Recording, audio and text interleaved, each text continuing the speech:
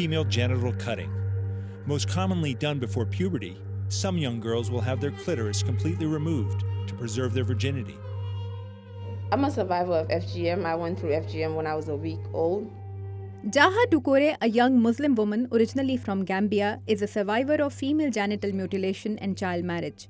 She believes that what she went through is not required by her Islamic faith.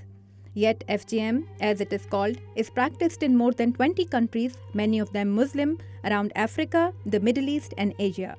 It also takes place in some immigrant Muslim communities, even in the United States. But whenever you have immigrants that migrate from other countries, they bring their cultures and their traditions with them. People don't know that it happens. That's why it's easy it happens, because when it happens and no one really talks about it, the way we can change attitudes in the United States is by raising awareness, getting more people involved, getting the government involved, providing support services for these girls, giving them hope and giving them, letting them know that people really do care. The injustice that Jaha Dukure speaks out against is one of many human rights abuses committed against women in the name of honor, which are highlighted in a recently released documentary, Honor Diaries. Paula Queskin is the producer of Honor Diaries and also a human rights lawyer. This is not an issue that people want to talk about. This is an issue that is swept under the rug time and time again.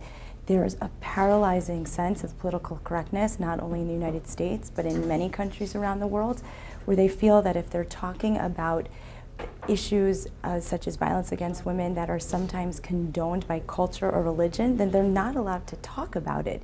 And that's primarily and specifically why we should be talking about it. My sister, Tabinda, was telling me how unhappy she was in her marriage. And I said to her, come to me. And she said, I can't, because I have to think about honor. She didn't want to dishonor the family by leaving her husband and divorcing him. But my sister, in the end, took her own life. She set herself on fire. Rabina did, and she died. The documentary was a joint effort by 30 women's rights groups.